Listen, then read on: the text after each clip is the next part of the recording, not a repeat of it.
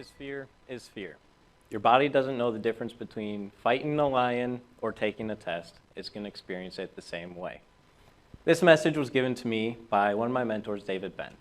Little did he or I know that at the time of giving me this message, it would go on to influence one of my life philosophies that I try and live by.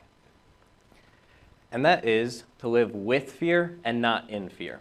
Now, what does that mean? Well, to understand that, we have to take a step back and kind of look at the three main influences of my life when I came up with it. So the first one, as many of my generation do, I scroll through YouTube a lot, and I was lucky enough to find a YouTube channel called Yes Theory. Now, Yes Theory's motto is that life's most beautiful moments and greatest connections exist outside our comfort zones. This message is what gave me the vision for what I wanted this life philosophy to be. Seeing them live a life of stepping outside their comfort zone and the amount of joy and amazing experiences that came out of that made me go, that's what I want. That's the kind of life I want to live. And then one of my great influences was my father. He showed me what it meant to live an intentful life and to be an amazing man. Even with all the challenges of work and time-consuming challenges that brought on, he made sure he was intentful in spending time with us, his family. Not just us as a family as a whole, but individually as well. He made sure he spent time with me, my siblings, and my mother, all individually, because each of those relationships was just as important as the greater family relationship that we had. He gave me the model of how I was going to get there. Now, I'm just missing the mindset and the opportunity. Luckily, both those came from when I joined an organization called Civil Air Patrol. Joined them when I was 14. That's where I met David Ben, the mentor. He really pushed me to have a more insightful mindset. Look more at myself and look at, okay, what changes do I need to be making in order to start living that life that I have the vision for? I have the model of how to get there, but I was missing the mindset to actually do it. And then he started giving me the opportunities. So I started speaking up more during classes. I started teaching classes. And then one big step that I took was at 16, I became an advanced course instructor at Michigan's Search and Rescue Academy that Civil Air Patrol puts on. One of the youngest ever to hold that position. And that academy, we were told that it was one of the smoothest academies that they had ever seen run. My time there has absolutely shaped my life. I would not be the person I am without the brothers that I met there and the camaraderie that came with it and all the lessons that I learned. So now we have this vision of stepping outside my comfort zone, this example of how to do it by being intentful with the things I want to do. And then we have the opportunities for me to actually do that. And so by the time I was 16, 17, I was being asked all across the lower Michigan here to come teach leadership classes, search and rescue. I was excelling in school. I was on track to graduate with above a 4.0 GPA based off of AP and extra weighted classes. And then all that changed as one of my influence got ripped from my life. My father passed away when I was 17, very unexpectedly at home. This shattered me. My entire worldview was thrown out the window. I was devastated. I honestly didn't know what to do. And it took me 2 years to realize that I hadn't taken any more steps. I had stalled. I wasn't stepping outside my comfort zone because I was scared to live. Because I felt that if I stepped forward, I would be stepping away. And it took me a while to realize that stepping away isn't what I was doing. The example he gave to me was not to stand still, not to stand there and let life pass me by. So after a night of crying, wishing I had been able to have just one more conversation with my father, but knowing I never would, I realized that's not how I'm going to live. I am going to live. I'm not going to just survive. And so I started looking for opportunities. Within 3 days of me making this decision that I was going to live, I got an email from my school telling me about an opportunity to go down to Seamere and study sharks and stingrays. Now, the opportunity is knocking on the door. It was up to me to open it, let it in, and take the gift that it had brought. And so I did. I was lucky enough to go to Seamere, which is the program down in Florida I did, for 6 weeks. It was amazing. I met some of the most amazing people I have ever met there.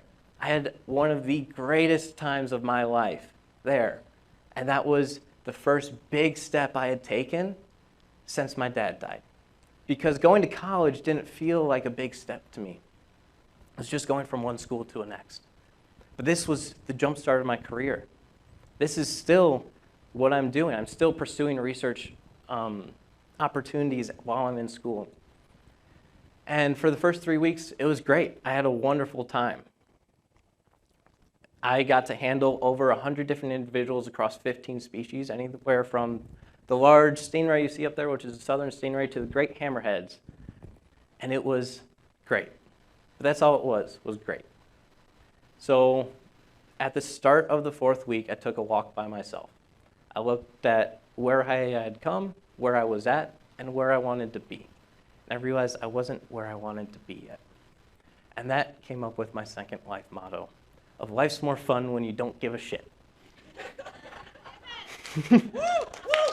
And so, following that, my hair went up in ponytails. If someone wanted to put my hair in ponytails, my hair went in ponytails. I jumped in as many pictures as I could because I wanted those memories with the people that I had found. I learned how to dance. Now, I don't dance, but I still learned. And I started getting thrown off the boat more, and then throwing, or in Riley's case there, getting dragged off the boat more. I had an absolutely amazing time. I started walking 9 to 15 miles every night. And while I'm okay with walking alone, about 80% of my group that was there were girls, and a lot of them weren't. So me walking was an open invitation to everyone in the cohort. And I met some of the most amazing people, had some of the deepest connections, and learned some amazing stories.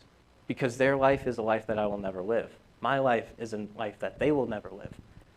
And so I got to just talk with them and really deepen that connection.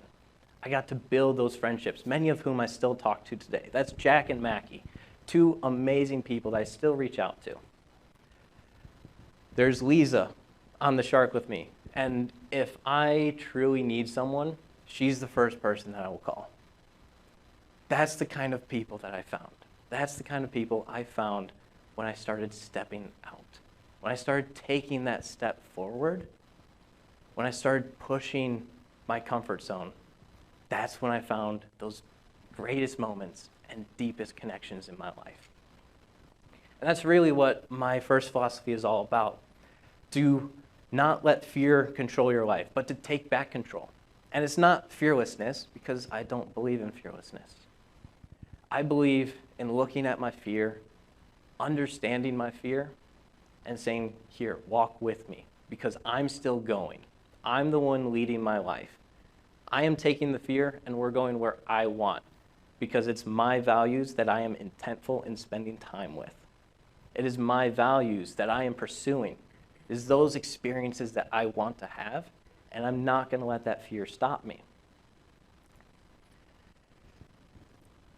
I really don't know how to explain how I've come here, because it is one of the wildest stories.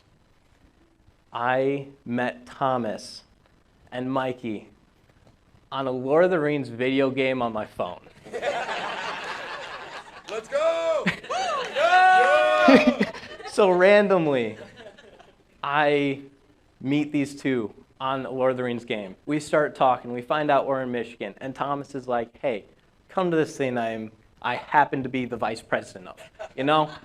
I'm like, sure, why not? And so I attended the Hero Roundtable last year. I got to talk to some amazing people like Jaheen and Dan and Avalon. And I met some amazing people. And then randomly talking to someone in the crowd, they asked me if I wanted to speak. And I'm like, sure. This is the largest crowd I've spoken in front of. Like, I've taught search and rescue classes. I'm okay with classes. But this is the largest crowd. And this was a big step for me. Because my story, while I'm open with it, I'm not always the most vulnerable with it. And so I want to challenge all of you. I want to challenge you to challenge your fear. I want you to take one step. Whether that's small or big, I want you to take one step. And I want you to remember that fear is fear is fear. Your body doesn't know the difference between fighting a lion and taking a test. It's going to experience it the same way. So when you take that small step, when you look at your fear, when you understand your fear, understand that that is the same exact fear you're going to have to face when you take that larger step. And if you've already faced it once, what's facing it again? This immediately downsized all my fears for me because I have done that. I have done this. I have overcome my fear to live. And if I can overcome a fear to live, a fear to move on, and a fear to live my life, what other fears can I not overcome? Thank you.